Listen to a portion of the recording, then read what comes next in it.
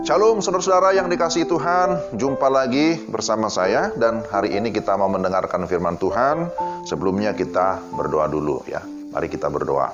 Tuhan, kami mau membaca dan merenungkan firman-Mu. Kami memohon supaya Roh-Mu yang kudus memberikan kami hikmat, memberikan kami pencerahan sehingga kami dapat memahami firman-Mu dengan baik. Dalam Kristus Yesus kami sudah berdoa. Amin. Ayat firman Tuhan dari Efesus pasal 6 ayat 10. Ya, sebenarnya sampai dengan ayat yang ke-20 ya. Kita baca satu ayat saja, ayat yang ke-10. Akhirnya, hendaklah kamu kuat di dalam Tuhan, di dalam kekuatan kuasa-Nya. Demikian firman Tuhan. Renungan kita saya beri judul, Jadilah Kuat. Firman Tuhan hari ini adalah sebuah pesan yang bernada perintah. Tentu tidak hanya ditujukan bagi jemaat mula-mula, yaitu jemaat Efesus, tetapi juga berlaku bagi kita semua orang-orang yang percaya kepada firman di zaman ini. Kita sendiri yang harus memilih atau mengambil keputusan bagaimana kita menjalani kehidupan kita, menghadapi berbagai tantangan, dengan kekuatan yang berasal daripada Tuhan. Jadi bukan orang lain. Kalau kita mau kuat, ya kita sendiri memang harus berkomitmen untuk tetap hidup mengandalkan Tuhan. Sebab Allah sendiri sudah menyediakan segala kekuatan rohani secara khusus melalui kebenaran firman-Nya.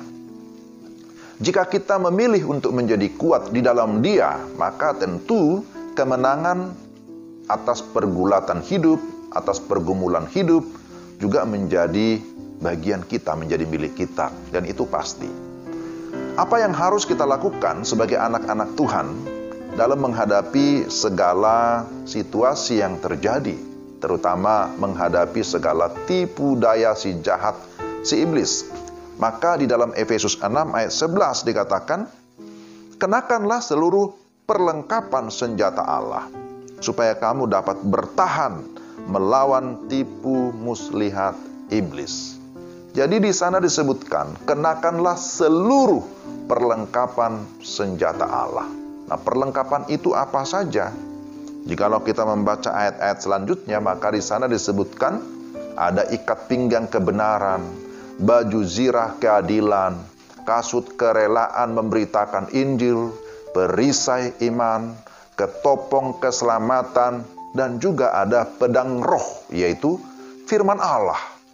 Jadi di dalamnya ada senjata untuk pertahanan diri, secara rohani tentunya, tetapi juga ada senjata untuk menyerang, yaitu firman Allah. Ketika menulis ayat-ayat ini, Rasul Paulus tentu sedang melihat bagaimana seorang prajurit Romawi yang gagah, lengkap dengan segala perlengkapannya.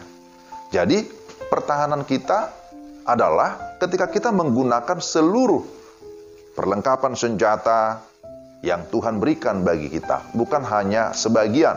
Kita tidak bisa berkata, saya pakai ketopong keselamatan saja. Atau saya kan sudah penuh dengan roh. Itu sudah cukup bagi saya. Sehingga perisai iman tidak diperlukan lagi. Jika kita berpikiran seperti itu, saudara-saudara, maka disitulah letak kekalahan kita. Sebagai prajurit, kita harus mematuhi apa yang disampaikan oleh pimpinan kita. Siapa pimpinan kita? Tuhan Yesus Kristus, dan kita adalah prajuritnya, kan begitu ya.